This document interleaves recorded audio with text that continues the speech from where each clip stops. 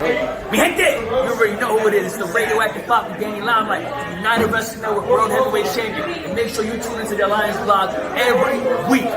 You heard it here first. Straight from Papa. Rules? There are no rules. What rules? This is a revolution, damn it! You'll hear things you've never heard before. What in the wide world of sports is going on here?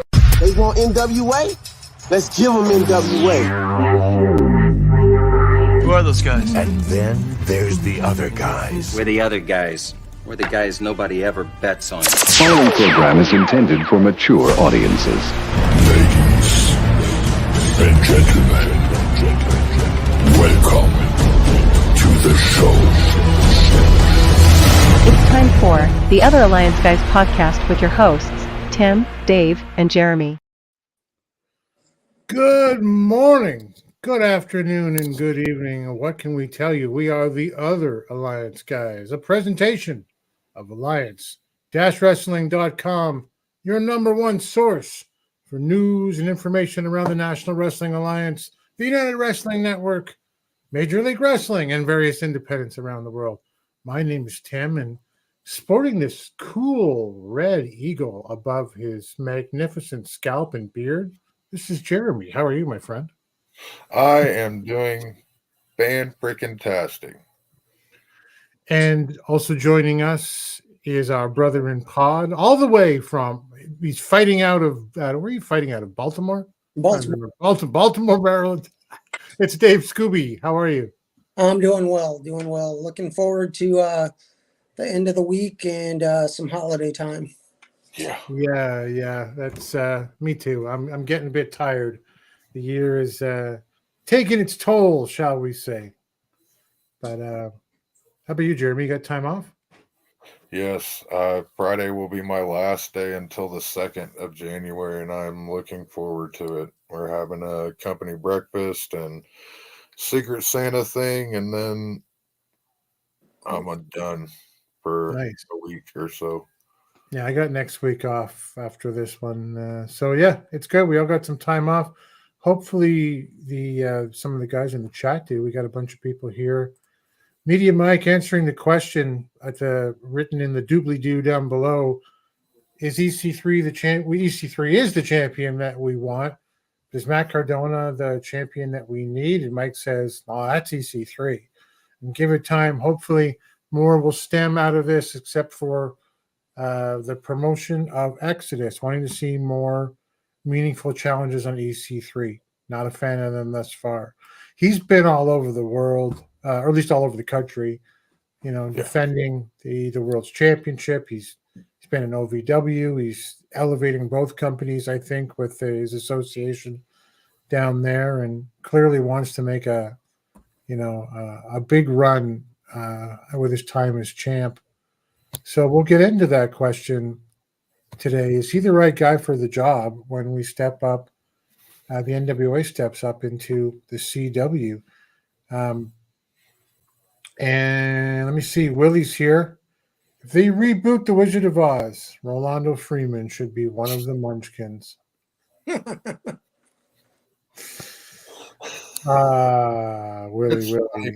It's true. I thought he'd moved on from Tyrus, but he hasn't. There's a planet in our solar system inspired by Tyrus called Jupiter.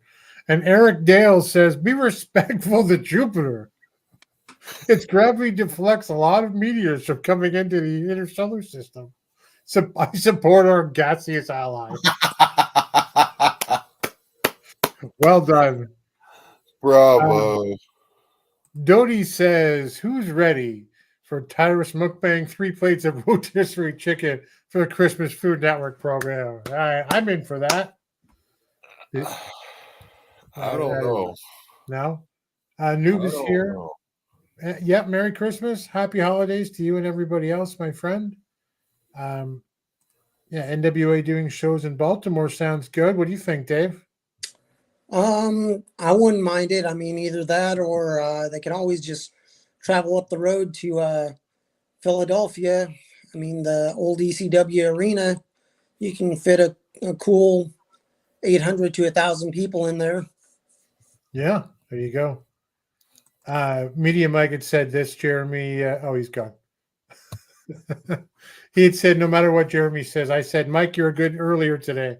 You're a good man no matter what Jeremy says. I was throwing you under the bus. That's what that was. That's what that was. Okay. Jamin Music Man is here. Welcome. Good to see you. After Noob says that fun street fight match between Natalia Markova and Brian Idol versus Tom Latimer and Camille, what's next for Markova? You liked that, did you?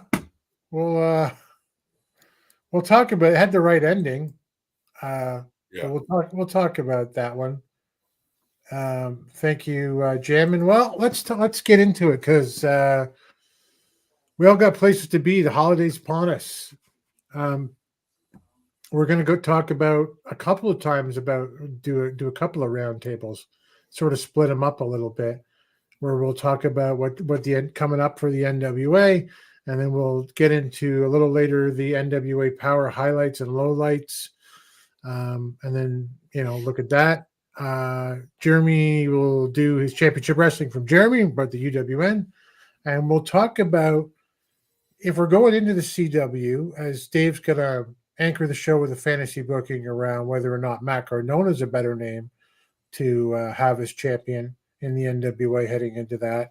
We'll also talk about who maybe ought to be pushed more, who isn't getting pushed right now on the CWA platform, and maybe respectfully to the talent, who might be we could see a little bit of less of. So we'll kind of go through that quick. But guys, right off the top, look, I'm wearing my Max the Impaler t-shirt. My non-binary nightmare t-shirt came in the mail today. I'm excited for that. I've been talking about it with you guys for a while. You can get it over at the NWA shop. All the proceeds go to the Trevor Project, Stop Suicide in Kids. It's a cool shirt. My favorite current favorite wrestler in the NWA. So go check it out. It's a good cause. Max themselves. We didn't talk about this. I've been a couple of stories I just didn't latch onto in the last couple of weeks. I'll put the photo up. This is from the NWA magazine. Max topped Outsport's QWI 200 list for 2023. Number one with three the NWA Women's World Television Championship defended on 3 continents. Yep. That's an amazing feat. So congratulations to Max. I was saying to Dave just before the show that it was somebody, maybe it was one of you guys, or maybe it was Jay, was saying what I compared to me Max to Vader, and I thought that's exactly it. Someone just used to bring Vader to the ring, Jim Cornette or whatever, and then just unleash Vader, and Max does those forearm bombs in the corner, and it's just all presence, and that's what I dig about Max. Yeah, that's the gimmick, baby. And that's all it needs to be. It doesn't need anything else. Yeah. Willie's going on Chelsea Green now. Poor Chelsea Green. Did your shirt come in a plastic bag inside another plastic bag, Tim? It was in a plastic bag. I feel like I'm walking into something right now. Maria the Slayer versus Max the Impaler. Yes. All day long.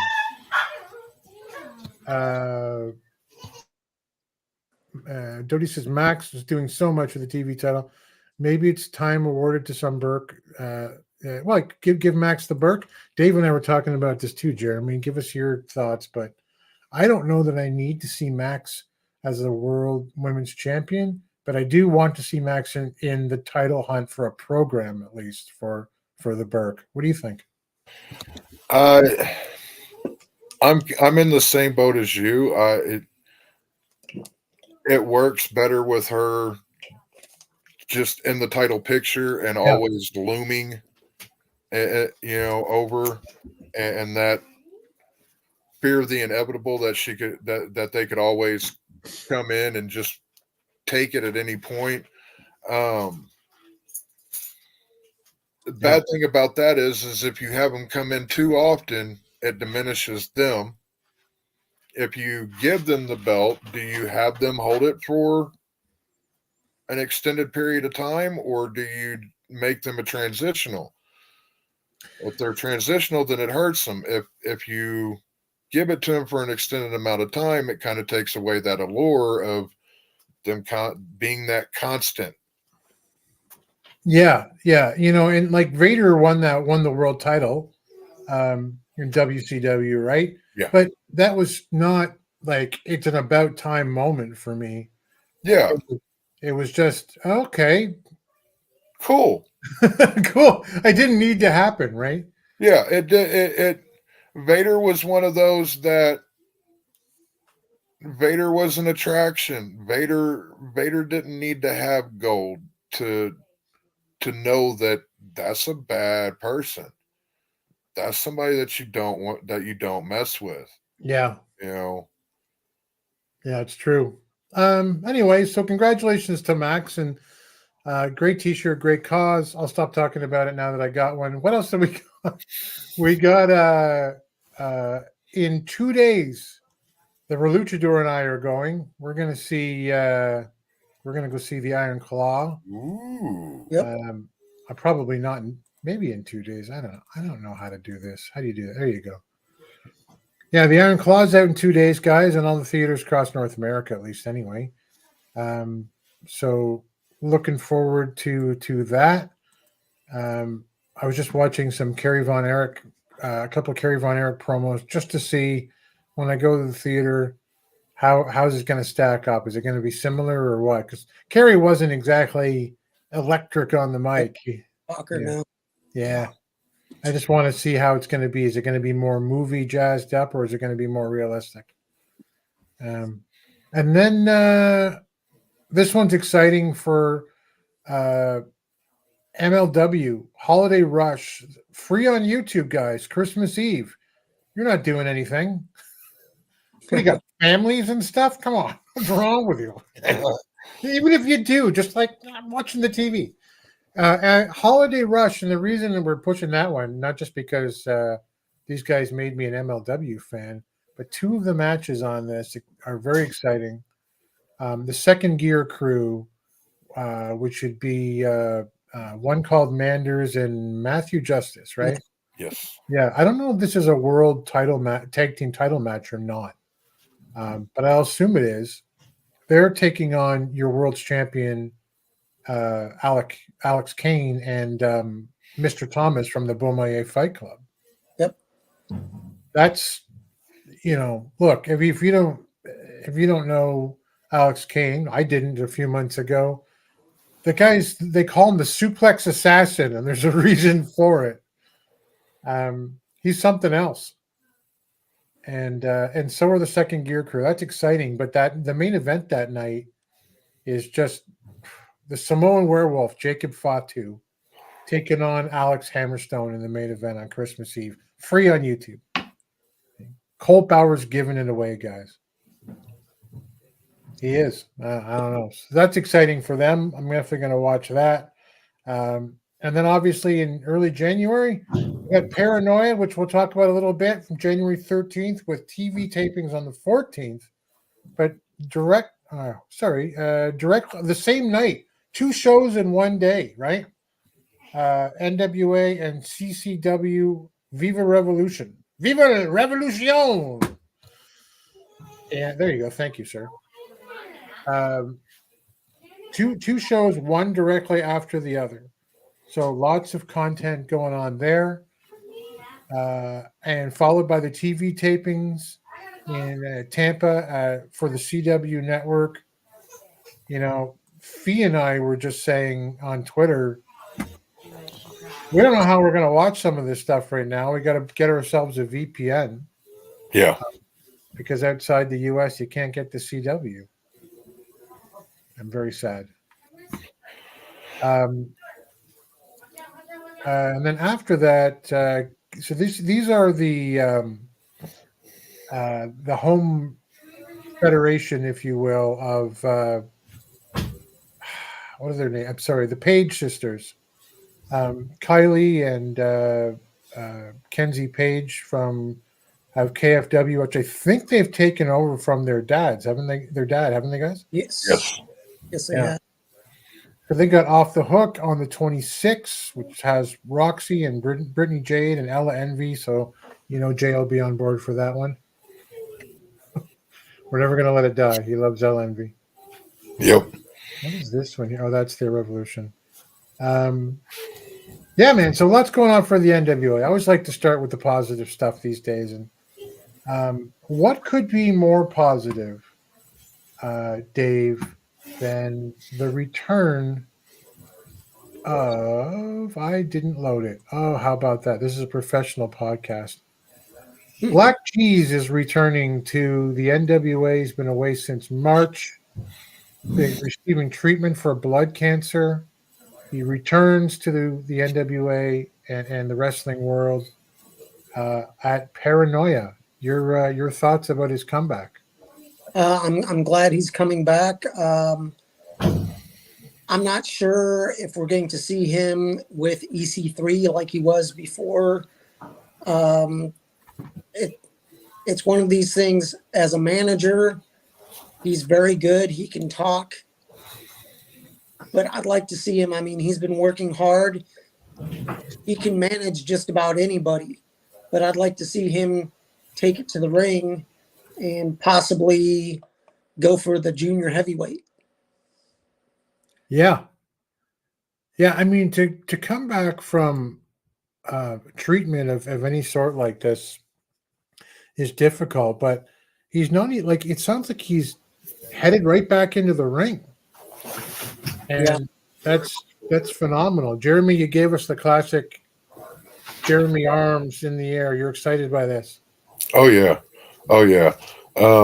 Jesus is a phenomenal talent, a great talker on the mic, and added into the junior heavyweight division, a viable threat.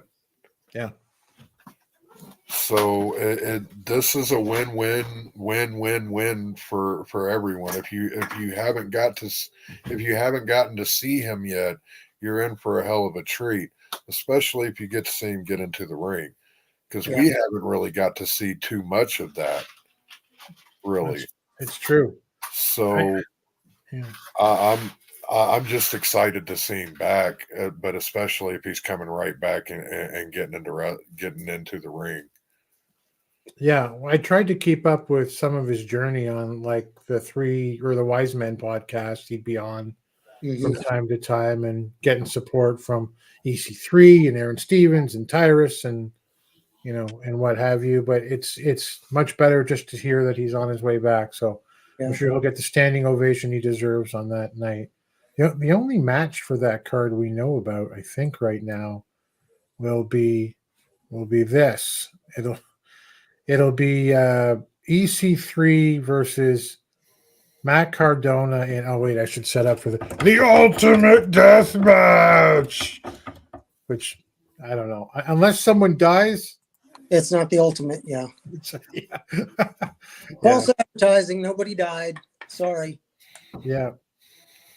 Oh my goodness! It's the manager of champions, the champion of managers. It's been weeks and weeks and weeks.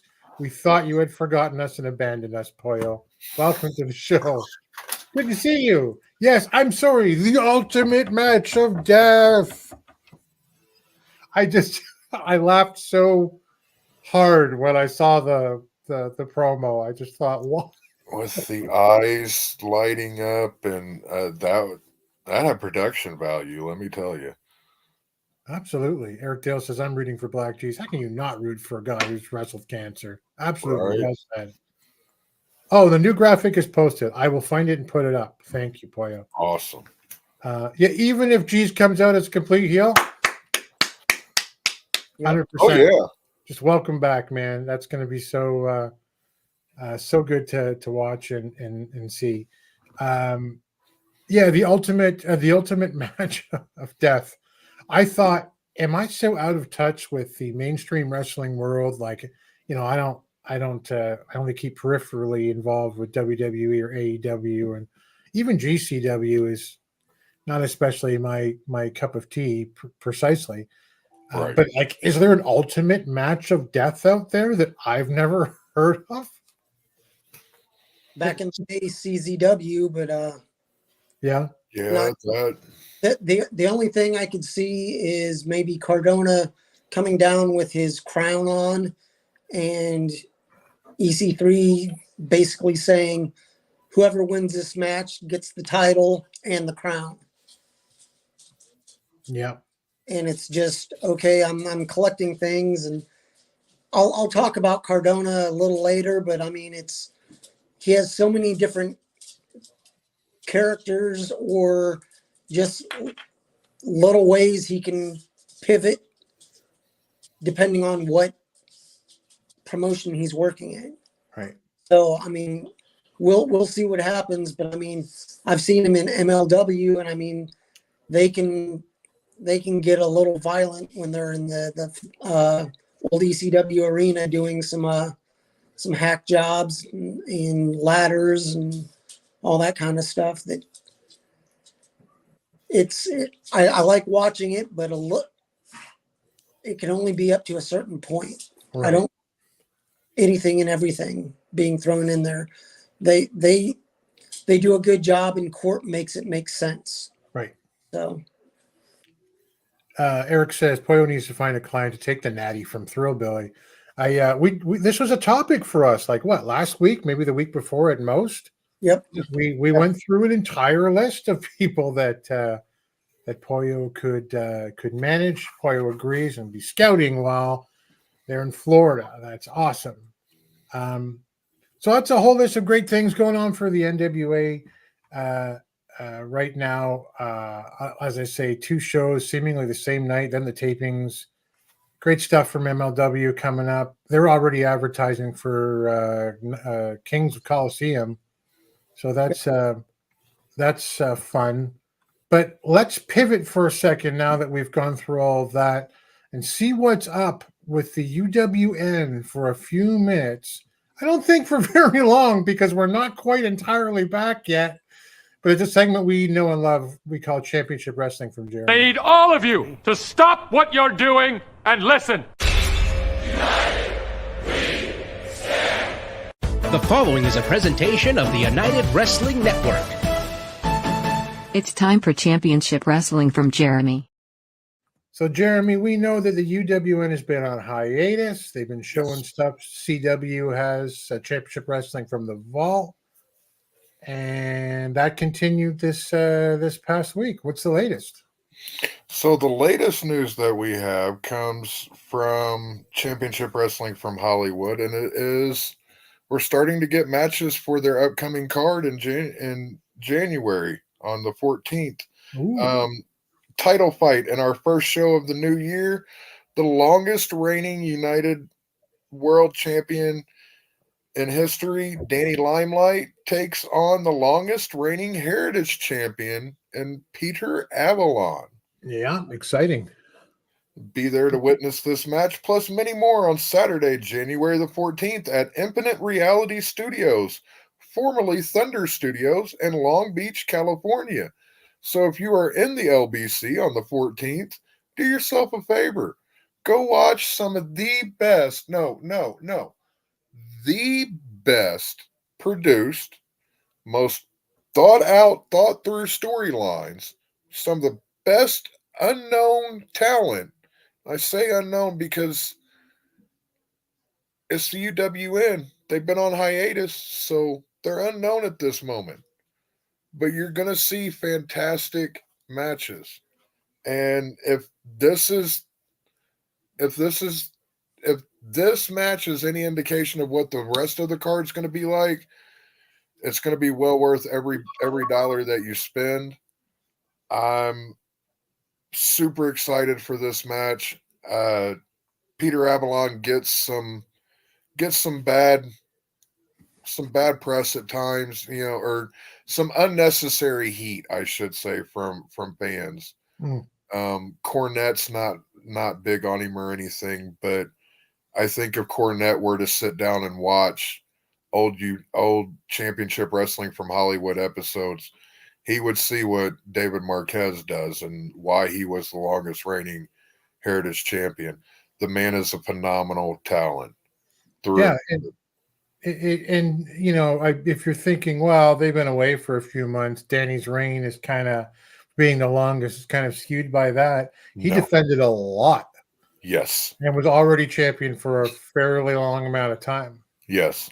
Danny is definitely a defending champion. Takes it everywhere, defends it everywhere. If you've got a ring and you got a challenger, he'll be there. Yeah. You know? So while he hasn't been defending it in a UWN ring, he has been defending it. That's right. Props and kudos to him. On the Memphis side, I just want to say, Lamb, when you watch this, no, Lamb. Gunshow's a good champion for Memphis, but not a double champion for anywhere. No. With that being said, if you're not watching the UWN and all of its affiliated promotions and such, you're a ham sandwich jabroni. Ooh. Well. Listen, you got Ironheart Pro joining as UWN out of Minnesota, Championship Wrestling from Minnesota. You know, and as like Minnesota. You do a good, Jesse. Media Mike says, great radio, some big things coming for the UWN in general in 2024. Derby said he will be resuming with tapings as well as Hollywood and others under the UWN banner. Yeah, we have heard, we know nothing, but we have heard that there will be more. Yep. David Marquez has also talked about crowdfunding at one point and having us as the fans kind of pitch in on that, and that will be really interesting to see how that goes. He has some moves and shakes going on in January and February, so hopefully it's good news. So Mike knows. Mike knows what he knows. Eric says, who can hate Peter Avalon? It's because he's a little skinnier than most? The guy can go. He can go. Yeah. He trained David Arquette. And you can't. He was David Arquette's trainer and you cannot kill David Arquette. Yeah, you gotta love that documentary. That was so much fun. That is a great documentary. And love David Arquette, hate David Arquette, indifferent to him. If you're a wrestling fan, I highly recommend watching that documentary. Absolutely. All right, thanks. Thank you, my friend. Let's go back to the roundtable now for a second. As I said, I know we kind of split this one up today because it just kind of made sense for where this part of it was going to go. Right. Let's talk about the NWA Power highlights and lowlights real quick. I have the honor of going through all of the matches with DKM and Jaden tomorrow night on the Alliance Guys podcast as I do my best to fill in for J-Cal while he and his wonderful family are away. But there were some highlights we'd like to go over with you guys. They started this show with Mims defending the television title, Dave Scooby, against Dak Draper, his buddy, his tag team partner. It felt like a main event for me right up front, like for this show. Although catch me on another day and I would have said TV title match should open the show every single time. Yeah. So I'm good with it. It just had that kind of energy. What did you think of this match overall? The way it kind of told the story in the ring, how it progressed, what happened, and how it ended. What did you think? Overall, I was pleased with the match. It just the 6:05 time limit. I understand what they're doing, but it almost slows things down, in my opinion. Yeah. Because they're feeling each other out for that first couple minutes, and then it's almost over. Right. And if you did watch it already, you saw the ending of the match. He just let the time run out. And I understand as champion retaining the belt, but Mims worked so hard to get there. I don't want to see Mims as a as a heel. He's too good of a guy. I don't care if he's a heel or a face, but I'd rather he just be the champion and just go in there, win a match, and walk away with the belt.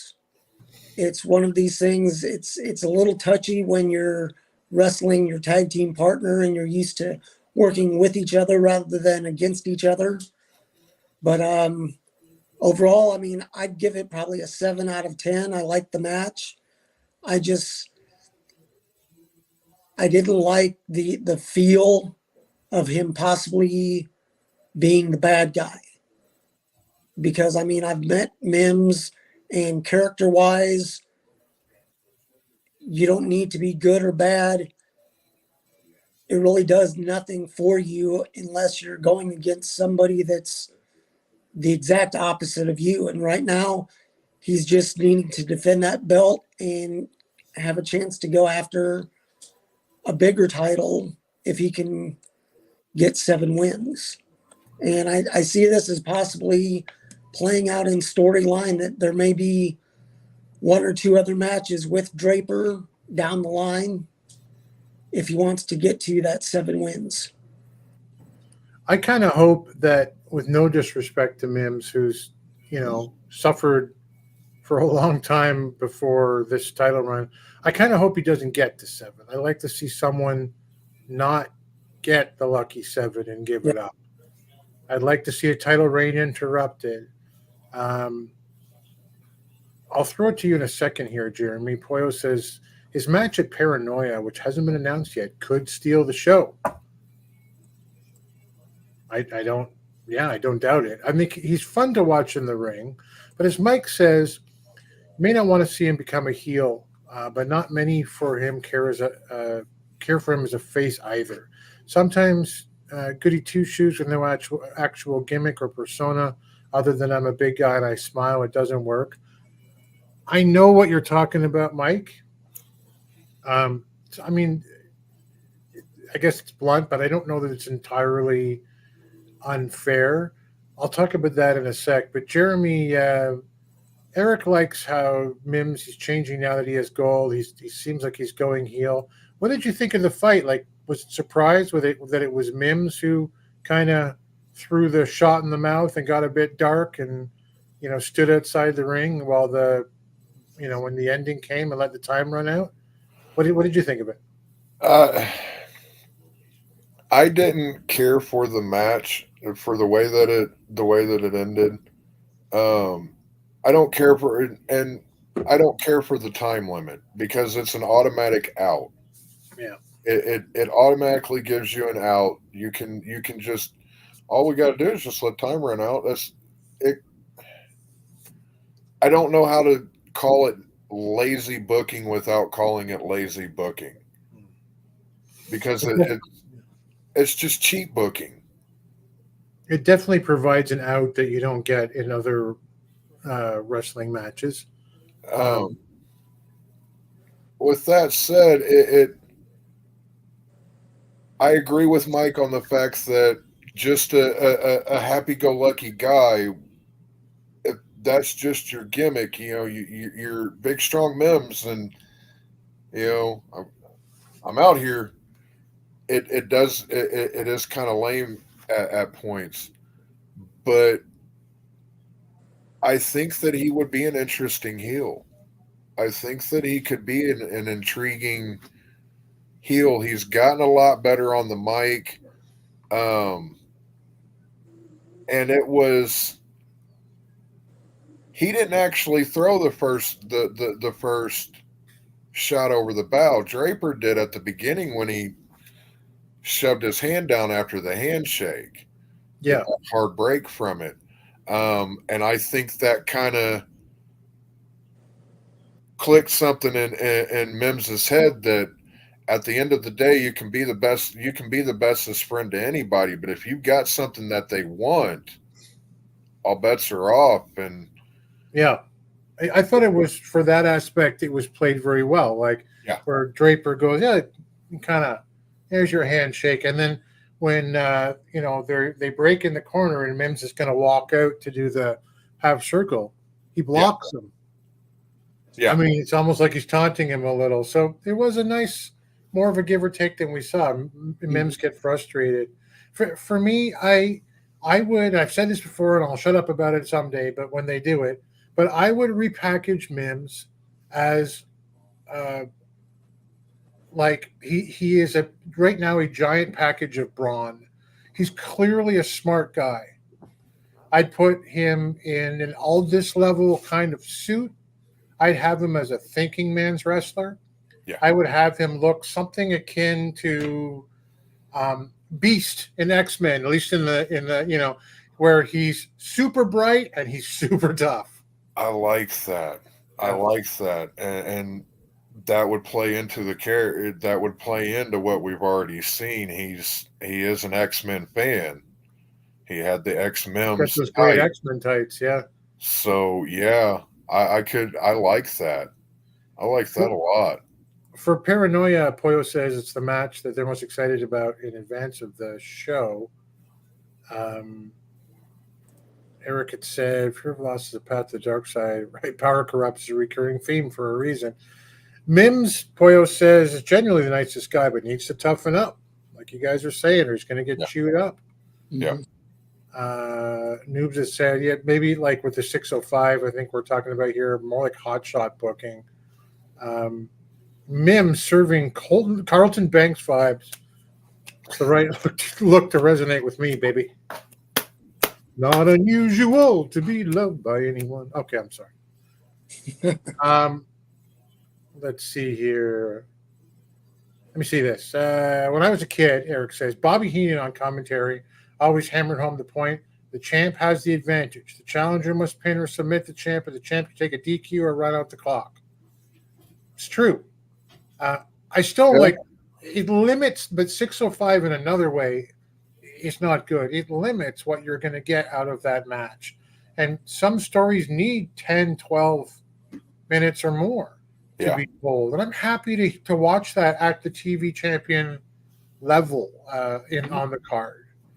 I really am. Mike says, I actually like how Mims upset Dak, how both reacted. Dak setting off Mims, resulting in Mims saying, yeah, F you, buddy. Matthew Underwood's here. He said he was a great match, TV match of the year, in my opinion. Not in mine. It's not even close.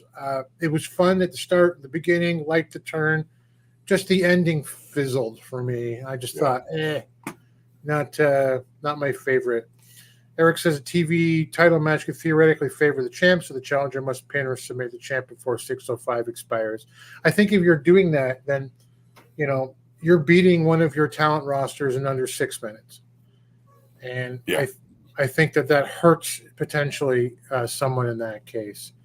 EC3 had a response, Dave, to Cardona, as we said earlier, the ultimate match of death, and a very strange promo. What'd you think of it? It got my attention, definitely. The production on it was good. It's one of these things of I see where they're going, and it's a toss-up. It's basically a flip of the coin on either guy can win, but then what direction you go. And depending on who does win, we'll see what direction they go. I'm looking at it as, okay, it's a gimmick match. It's playing into the Deathmatch King. But what happened with Tom? Yeah. Tom sort of got pushed to the side. Who knows if it's a death match, if anything goes, does Tom interfere? Right. Does it keep the story going? We'll see. Well, we're going to talk about this part. EC3, the dual belts in the promo. We mentioned in the beginning, I love the way that he's elevating both companies. Yep. The Ohio Valley as a wrestling company is being elevated by being associated with the NWA Worlds title. NWA is being elevated by having a champion who holds a secondary championship in a show for a company that has a Netflix show. I mean, that's the hook right there. That's a big old hook right there. OVW, while the NWA is more prestigious at the moment, OVW has more clout, as the kids would say. Yeah, I don't know if we know that if there's going to be a season 2 of Wrestlers, and if it is it another promotion or is it OVW? But the buzz has been out there, and every picture you see of EC3 now, 2 belts. Yep. I think that's great. The Southern Six miserably faithful in-ring segment went back to whichever one of you guys wants to touch this one first. Went back to the old Jim Mitchell Cocaine Gate spot with you want to take a look at my pocket here, Kyle, and Kyle going, no, not touching that with a 10-foot pole. And also, honestly, even before that, Alex Taylor making the snow joke as well. I'm going to flip a coin. Dave. Dave, you're up first. What'd you think? I mean, in my opinion, it was just done in bad taste. They did get a reaction when it happened. Why bring it up? It's one of these things of not all attention is good attention. Yeah. So if they want to keep bringing up the past, I mean, it'd be almost like, I hate to go there, but if WWE keeps bringing up what happened with Benoit, it's not on the same level, but it's something that we know it happened, but just put it to the side. We don't need to talk about it. It's done, over, onward and upward. And unless it's going to be something that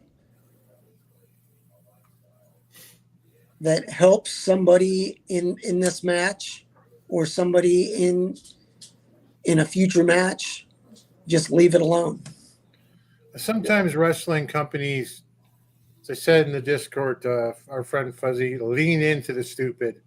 You know, whether or not they look at it as a mistake, I think a lot of people, whether they're right or not, think that it was to have that spot at Sawin.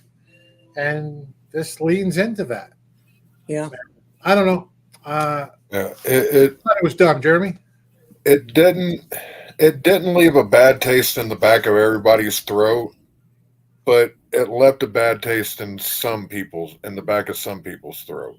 Yeah. It's one of those. Unfortunately, William Patrick Corrigan tends to like to court controversy a little bit. Yeah. And that's what that reeked of, was just courting a little bit of controversy, you know, see if we can generate a little bit of buzz or something. I don't know. It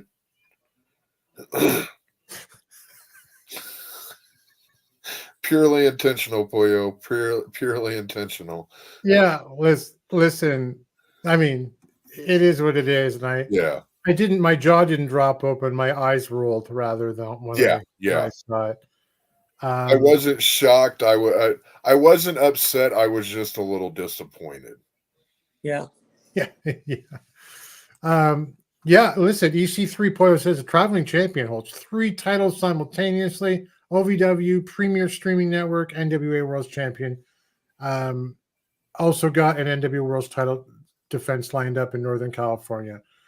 As we are about to go into a segment where we're talking about whether or not he's the champion the NWA needs in the CW, I would say exactly what Pollo said, just up front.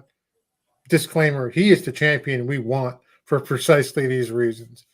He is traveling, he is out there, he wants it bigger, badder than ever before. Like, even in character where, like, get Matt Cardona going, I'm the king of the death match, you know, let's have a death match. And you see 3 going, no, let's have the ultimate match of death. Like he wants to have the biggest matches that you can possibly have, and I dig him for it. Yeah. I mentioned the shirt at the beginning of the show. Everything, all the proceeds go to the Trevor Project, foremost nonprofit council, and provide 24/7 hotline support for LGBTQ youth suicide, and it's an amazing project. Follow them on Twitter. I posted about it on Twitter just before the show. So, and just flat out, currently my favorite wrestler in the NWA right here. Hey, James Bell, is it just is it just me, or has it been a while? It's good to see you. As long as Billy let middle-aged frat boys run the company, you're going to continue to get stupid shit. Okay. Poyle rolled their eyes as well. Well, good. Yeah. I feel validated. Eric never had a problem with the cocaine spot. Fans can't pine for so-called attitude era and clutch their pearls to the slightest shade of controversy. It's a fair perspective. Wasn't a fan of the attitude era really either. A lot of bad jokes and poor taste. Kyle Davis was done dirty in that segment. I think that was scripted, though. I mean, Kyle Davis is every big guy's just leaning post at this point in time. Anytime that there's a big guy around and Kyle is talking to him, I expect some sort of just, like Tyrus would do the hand on the head, and you got Thrillbilly now just completely standing in front of him, and making him bring the mic up through his arm and under his armpit. Kyle makes a good foil for that. He fits that role perfectly. He does. Nobody does the facial expressions like Kyle Davis. Yep. Just especially when Tyrus was doing it to him with the whole head thing, and he'd be like, you would think he wasn't completely jacked underneath that suit that he wears, which he is, right? I never really got to do a podium with Kyle. Would love to trust my boobs when it's come down. I'm sure an opportunity exists in the near future. The repackaged Salvation. Will it work, Dave? And if it will work, what does it need to work? I like that they're giving him another push with the Salvation. I'm not sure where they're going. If they go with a Jim Jones type thing of, hey, drink the Kool-Aid and have gags basically follow him around. If they're going to be a tag team and still be with the Miserably Faithful, just let it roll. Have them get some wins over some enhancement talent to keep them somewhat strong. But both of those guys are good wrestlers and can help other teams look good in the ring. So as long as they get built up a little, it doesn't hurt them to take a loss here and there. Right. Poyo mentioned this. They referenced David Koresh during the match. Jim Jones, I thought, Dave, was more spot on. Cult leader realness from Salvation. I don't know if you guys ever. I'm not much of a gamer, but I've played all the Far Cry games. Yeah. And Far Cry 6 had the father, and he reminded me of the father. Yeah. And I don't know. I feel like it could work in the Josephus way that Matthew Underwood says here, Jeremy, but probably needs TV time at least coming up. What do you think? I think I thought it was quite interesting. Did either of you get to check out This Is the NWA podcast for Monday? I did not. I was preparing for Christmas. So on there they have a segment with serial killer Rush Freeman, and then they usually have a moment of Sal. Right. And this week's moment of Sal was worth watching. Oh. He's out there in the woods and appears that he has a straitjacket on, and it's Sal talking. I don't remember exactly what was said. What I do remember is seeing his naked ass run through the woods after he was done talking. Now, he had a blur spot, and Gary Horn went on to explain how he learned how to censor an image in movement. So that was something he can add to his resume. But it was intriguing, and that's one thing that I like about Sal. Whenever he gets an idea or he's given a gimmick to do, he runs with it. Right. And fully invested in it, and gets you fully invested. If you like Sal, he'll pull you in. He'll get you invested in his character as well. And that's what I always appreciate about him, Yeah. Yeah. Poyo points out that he, love the way they point out he appears to cycle through various aspects of his multiple personalities. Yeah. I think if you give this guy TV time, and in that match, by the way, I should finish my thought. If you give him TV time, give him a podium time, let him do something, it could work. Yeah. He's got to be able to speak. But in that match, I thought, although I thought Sal maybe has lost a little bit of conditioning, that was maybe the best wrestling match I've seen out of Sal in that 6-man in a really long time, which I like Sal Renaro. Mm-hmm. I just thought he was like, wow, he's doing stuff here from ROH days. Yep. I thought, wow, that's great. Noob says 6-man tag is very entertaining, but the mixed tag team is very fun and exciting. We're going to talk about the full gambit tomorrow. I didn't care for that match, Noob. I know you're a big Markova fan, and I'm glad she got the win. It was the right thing for Camille to do, just doing business, and it puts that energy where it needs to be. That show you're talking about, Jeremy, wasn't that the one featuring that charming young man who does the NWA website and magazine now? What's his name? Paul E. Pratt. Very, very intelligent, very well spoken. Had a lot of great insights. Looked very similar to someone that we know. Couldn't quite put my finger on it though. Yeah, crazy. An identical cousin. Could be. Related to Brian Idol, perhaps. Yeah. So let's go through this fairly quickly, because I know we talked about this earlier. So as we go into Dave's segment in a moment about whether or not Matt Cardona or even somebody else might be a more I don't know, I wouldn't say better, but a more appropriate world champion for drawing eyes than maybe even EC3 could be.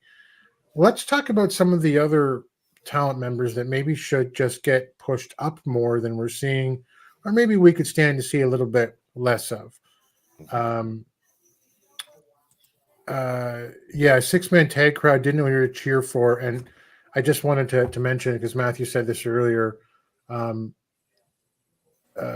they should have been baby faces, the Southern Six there.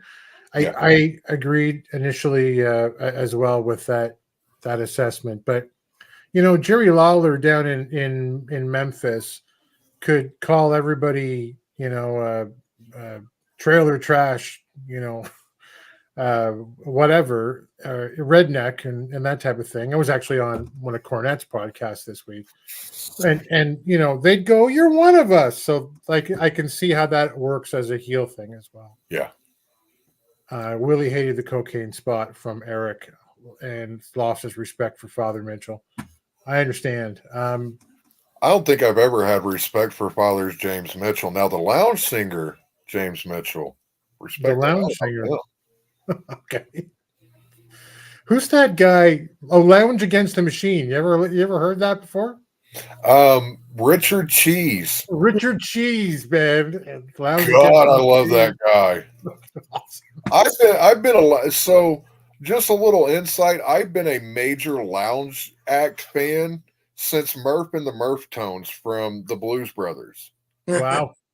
So I don't know what it was, but his Quando just struck a chord that just kept on strumming the entire. kept on humming all these years later. That's awesome. Deep, mad respect for you there. With the onset of the CW relationship, it's time when every character is presumably being introduced to an entirely new audience. That's why we have these opening segments, and they're so ideal and effective. Yeah. I agree. So in the spirit of that, totally, let's keep it real short and completely unfair. Just entirely to your opinion. Shout them out in the chat, and you guys will go totally to you. I'm going to skip the champions because obviously they're going to be up front. And let's just go to the talent roster. I'll throw out a name. Tell me if you think that there's they ought to be pushed more, maybe ought to be pushed left or less. AJ Kazana. More. And for that matter, KC Kazana. More, Dave. Yep. Yeah, I dig those two together. If they weren't brothers, I would think that they were. Right. They gel really well. KC, that kid's a star. He's a star in the making.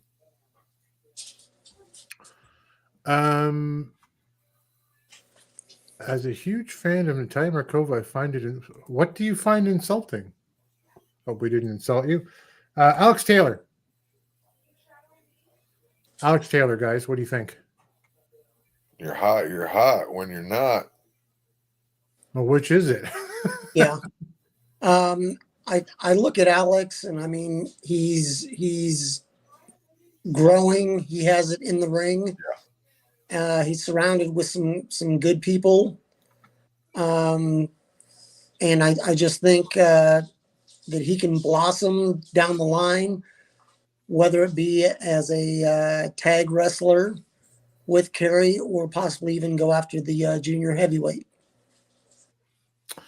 Yep, I think he's growing, and he's growing on me. I didn't, he's one of those wrestlers where I go, I'm never going to really super be interested. I'm a little interested.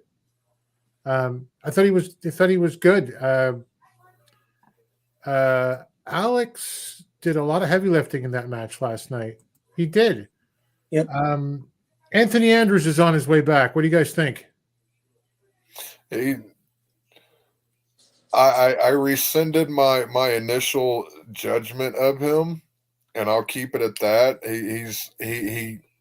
He can go in the ring. I'm going to hold off saying any more until I see what he does when he comes back. Yeah. Yeah, I think that's fair. Alex is about to surpass Kerry in that trio. Yes, he is. Yeah. How did Kerry Morton, just the breakout 2023, early 2023, young smartass, become the quietest guy in that trio? Isn't that interesting? Yeah. Alex has grown on me since he took that one bad spot off of the ladder. And right. Back, a show or two later, nothing ever happened. Yeah, he was back the next show. Yeah. Brian Idol, yay or nay for a push? Nay for me. I mean, he's just another body. Yeah. Unfortunately. What would you guys do with Bestia and Mecha Wolf? Would you keep him there? Would you find something for him to do, or what? I mean, it's tough, isn't it? Well, I mean, they are former tag champs, so victory over them, whether it be a single or a tag team victory, would raise your stock in the NWA. If one or the other chooses not to wrestle as a tag team, bring them back, because a name is a name. That if a champion or a possible challenger beats a former champion, it just, in my eyes, it raises their stock. Yeah. Yeah. Yep. Fair. Since the interview that Jay did with Mecha Wolf, I'm very intrigued and excited to see what Mecha Wolf does as a single. The fact that he very decisively just put, I can power bomb, I can slam anybody on that roster. Right. You know, I want to see that. I want to see that bad. Yeah. Poyo says La Rebellion, they're a ship without a rudder, but they're freaking stars. Absolutely. Yeah. Chris Adonis is on his way back. Do you pump him back up into the main event levels? Or, I mean, if you're jumping onto the CW, that seems almost like a no-brainer to me. Yeah. What do you think? I don't know.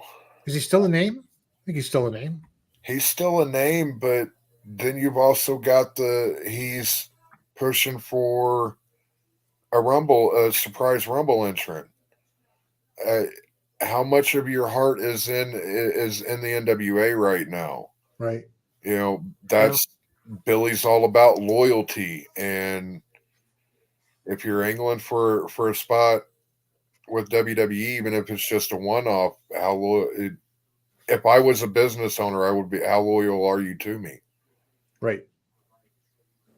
Dave, Cody James and Magic Jake with CJ are the best for me. When they're showing you the visuals at the opening of Power, I don't know what it is about that shot of the three of them that makes me want to stand up and applaud. I like them better now than I ever thought I would. What do you think? I like them as a unit. CJ just they need to let her wrestle. Yeah. That's the only downfall. Both of those guys are good as a team. They're just starting off. They can be built into something. They both have decent size. It's just they're not fitting in as championship material yet. They just need to be built slowly but surely. It's almost like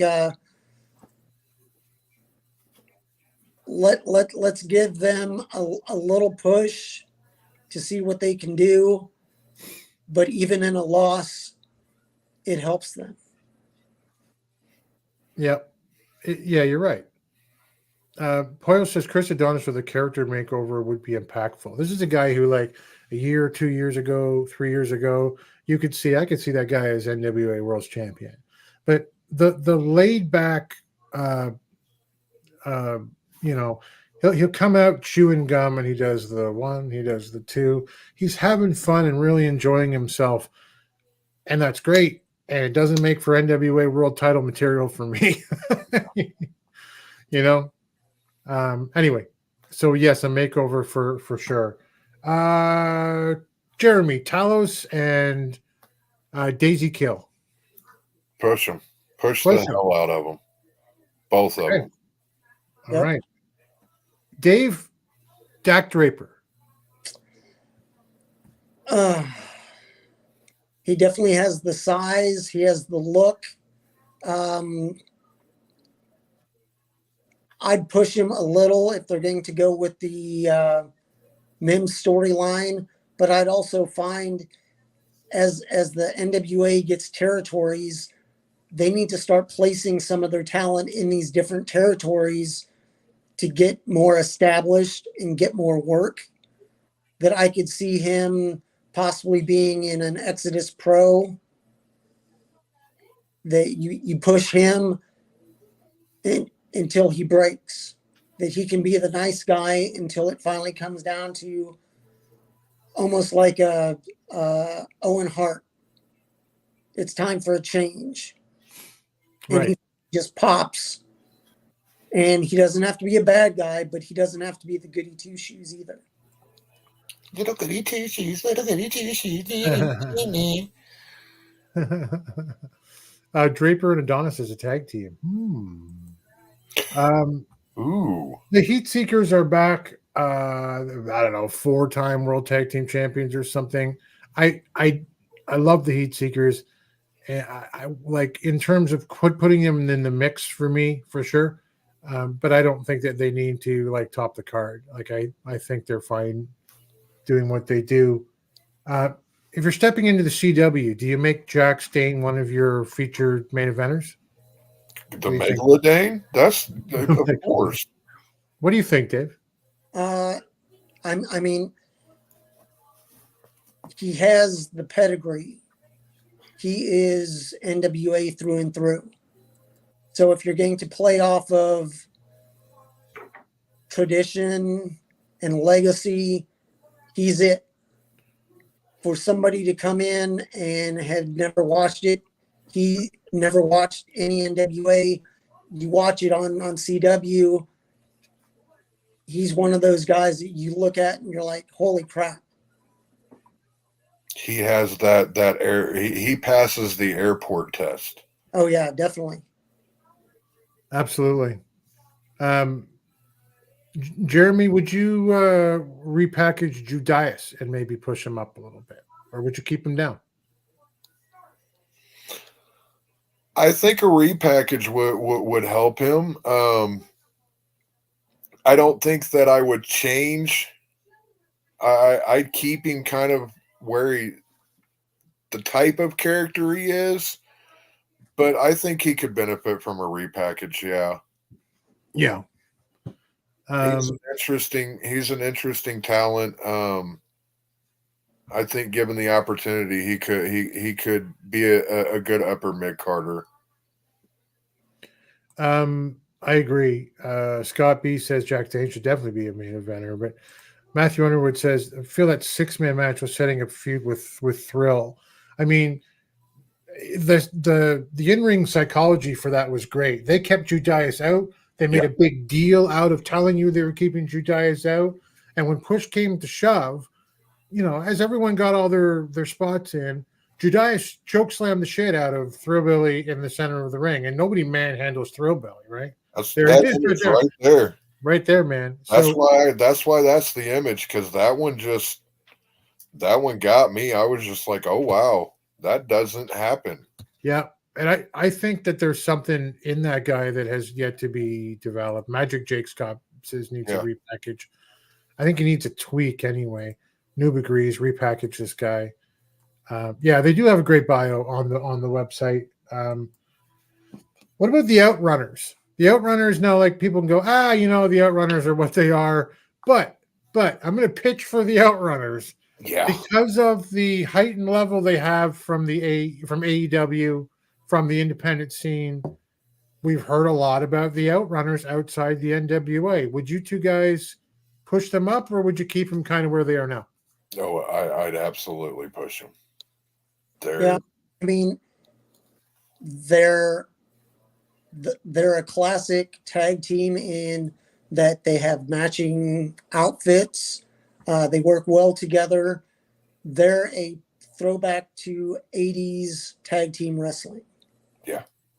And I'd give them a couple wins here and there to keep them on the level, but they make your other teams look good, whether they win or lose. Yep. And right now the Immortals are the U.S. Tag Team Champions, but whoever's your U.S. Tag Champs, they always need a good team to work with and against. Right. So use them while you got them. Dave Bell says Outrunners really work social media. Was that Jeremy? Yeah, they're energetic. They're fun. They have their characters are locked in. Yep. Whenever they talk, it feels like it's spontaneous, but they know exactly what they're going to say, if that makes sense. I like I said, push the hell out of them. They also have a great bio on the NWA website. Yes, they do. Zicky should be managing them. Yes, or some kind of trio. Or at least some sort of stable something. Something.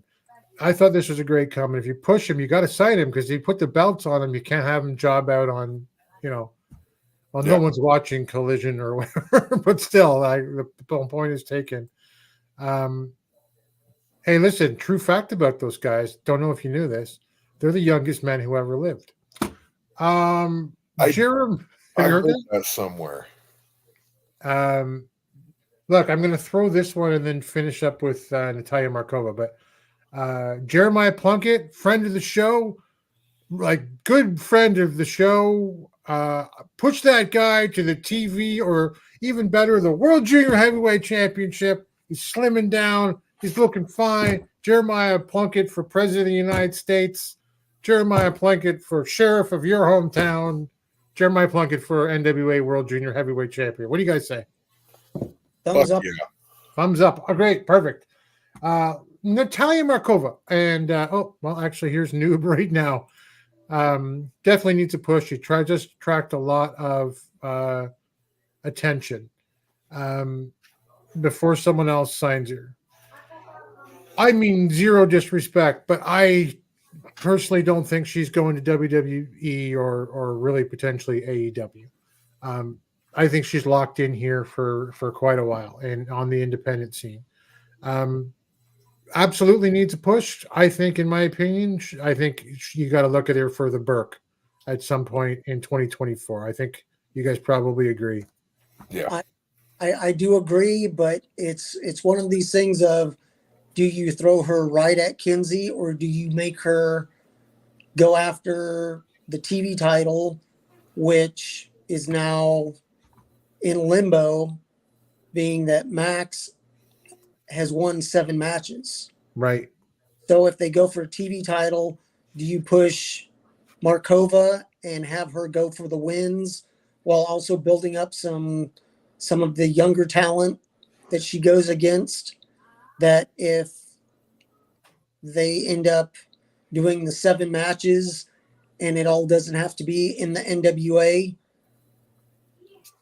hell, by what, February, March? Yeah. If they in January, if they end up doing a women's TV title and she wins in 2 to 3 months, she could have a shot at the Burke. Yeah. So who knows? I Right. mean, give Kinsey a good run, possibly up to either Crockett Cup or the anniversary show. But in that time, push Markova. She's a very good wrestler, and she can help, whether she wins or loses, in building the undercard. Right. Kokishi says Markova for women's TV, but Max Poyo points out that Max has to choose to give up that TV title first. Yes, Markova has wrestled Max in that coffin match. Yep. It was a pretty good match, actually. There you go. I wanted to touch on Scott B's comment real quick. Scott, you're confused a little bit. Brian Idol didn't get retooled. His identical cousin Mercurio left town, and Brian Idol came in to fill his roster spot. There you go. Okay, so we've talked about who maybe go up the card as we go into the CW, who would maybe, get a little bit more attention. Let's talk about the champ himself, along the same veins, EC3, in the segment we like to call "I Respect You, Booker Man."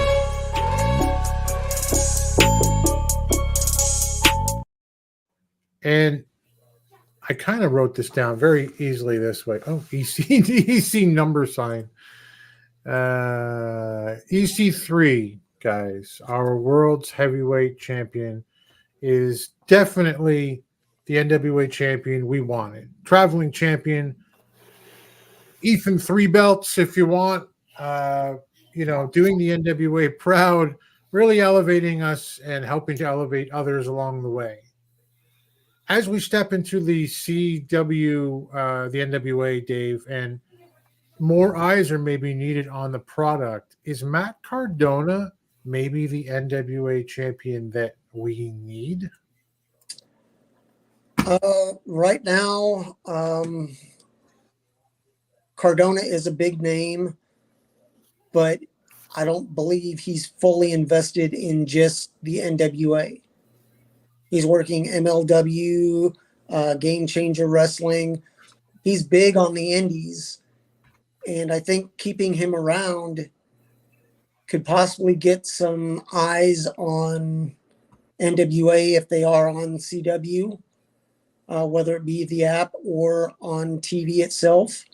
But right now, I mean, Cardona's so busy with his Indie God Deathmatch King run.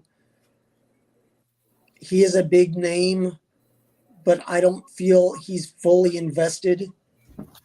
He's not a quote-unquote homegrown talent, whereas EC3 isn't a homegrown talent, but he worked his way up.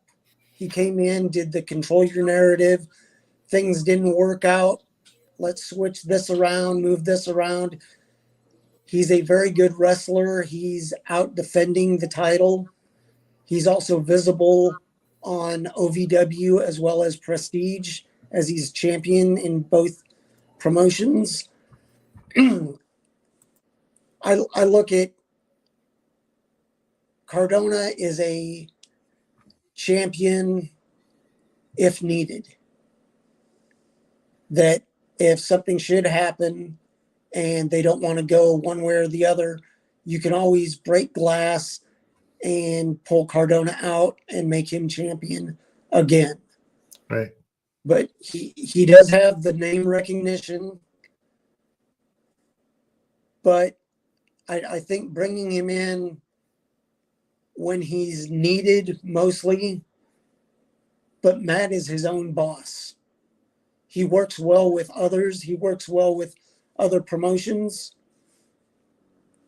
but he's doing it for himself. So EC3, he's been on a tear defending the 10 pounds of gold. I'd give him a decent run until either Tom is ready. I'm not sure where they're going with the Tom Latimer storyline, because he was at Samhain going for the belt, and then poof, all of a sudden he's gone. Yeah. I do realize that Camille is possibly leaving. I know she hasn't re-signed, but that doesn't mean that she is leaving completely. She can still be used by the NWA if she chooses. It's all up to her. But she has not re-signed. But until Tom's given a chance, if ever, I think I'm hoping that Billy isn't putting a stop on Tom because of the Camille run and then what happened and her not re-signing with the NWA. But right now you have a good, strong 2 to 3 people that could be champion. But I'd give EC3, give him the rub right now. Cardona doesn't need the title, but in case of emergency, break glass. Yeah. I'd have Tom go after the national title. Because, I mean, if you're going to give Thrillbilly a push towards the 10 pounds of gold, make it mean something. Have Thrillbilly hold the title for a while, and Tom want that title, being that he doesn't get the 10 pounds of gold. It's not just a handoff, make him earn the title. So, I mean, right now there's 3 to 4 people that could possibly hold that title. You could always insert Jax Dane down the line. He's a former champion. You have Trevor. It all depends on what direction they're wanting to go, and if they're wanting to push newer talent. Right now, there's not a younger talent that I see that could go after the 10 pounds of gold. Right. That they need to build them up. So lots of agreement in the chat with you right now from what you're saying, Dave. And somebody, Kokishi here, beat me to it as well. We'll get to that in a second, but want to show you some of these. Poyo said, bingo, when you started this, Scooby for the win. NWA needs a champion dedicated to the NWA. Cardona as a challenger, yes. As a champion, no. 1,000%. Poyo again, NWA needs a champion, which makes the National Wrestling Alliance his top priority. Yep. Matthew says, Cardona on the Indies works for him, but you have to show that you're building guys having more than short-term matches. Matt increases his Q rating by staying in one promotion. Yep. Yeah. Here's Snoob. Matt Cardona as a challenger, yes, but as a champion, no. There's a reason why Moose called him mid Cardona as a joke for the IWC. Eric says Cardona, I think, is great as an entitled, arrogant heel. I think his only drawback is to have a hard time. I have a hard time seeing him carry the flag. Understood. Yeah. Most people are kind of saying most of the same things here. I think I said it last week. I'll never not see him pass woo woo woo. Right. Building EC3 as a champion and bringing in and building Sheldon Benjamin as a challenger for the next anniversary event. And then right after that, Poyo said, I'll go out on a limb and say whoever carries the NWA after EC3 might not be in the picture right now. So those two things go hand in hand. I was going to end it by saying, Dave, if you could get Shelton Benjamin to come in and build him up, would he be a suitable replacement in the CW for would he be better than EC3, or at least like to take it in the first couple of months that you're on there? I mean, he's a name that people who have watched wrestling over the past 25 years would recognize. And if you bring him in, I'd say yes. Bring him in, give him a run with the title, because I'm not sure how long he or EC3 will continue to wrestle. So it's one of these things of do like they used to do back in the day with the TV title. Right. Every couple months, change it up. Arn could lose, then win it back a month later. Right. Yep. Just build up several championship-worthy opponents. And it doesn't mean it has to be hot-shotted, but there's always a chance that, Jax could come in and win the title. There's a chance that, hey, maybe Sheldon. Give him a chance. It's one of these things. You have to go with something that people know. Right. And whether it be a name, it's one of these things, actual wrestler, that he could come in and go, I'm Sheldon Benjamin. You may know me as part of the world's greatest tag team, but I'm here to show you I can do it by myself. I'm here to put wrestling back in the National Wrestling Alliance. Absolutely. Boom. Because I'm as a collegiate wrestler, boom. He goes in, and I mean, it's one of these things of you could almost go the route of him almost doing like back in the day when Eugene was in the WWF or WWE. I'm not sure when, but he did all these moves of the different wrestlers. Yep. That when's the last time you saw a chicken wing applied? That you come in and have Sheldon use all these former moves of NWA or WWF or AWA champions from the past. Imagine him doing a Harley Race headbutt from the top rope. Oh, yeah. Doing a Bob Backlund chicken wing. Doing, hey, he gets in the ring, he shouts out woo, and all of a sudden there's a figure 4 on your champion. Yep. So it's one of those that's a way you could bring him in, use some moves that aren't currently being used or highlighted. There's your legacy. That's your tradition. It doesn't always take multiple moves to put somebody away. That's true. Shelton, I mean, specifically, would be a very credible champion. Oh, yeah. But I think that right now, communally, which I'm really glad to see, communally, EC3 is not only the champion we want, he's the champion we need. Yep. 100%. Yep. And that's great. And that's it for us, everybody, because I actually got to get out of here. So let's tell him, Jeremy, tell him where we can find you on social media. You can find me over on Twitter at HJWOTS and on Threads at Championship Wrestling Jeremy. How about you, Dave? You can find me Instagram and Twitter X at Dave Scooby, and over on TikTok at Dave Scooby, followed by the number 1. I am at the Alliance Gold on all the social media platforms, and I have not been very active on them recently, but I intend to change. Most importantly, the alliance-wrestling.com, your number 1 source for news and information of the National Wrestling Alliance. They are at the Alliance blog on all of the social media platforms. Tomorrow night, as mentioned earlier, I have the pleasure of sitting in with the giant Jaden and Daisy Kale Mercer of the Alliance guys.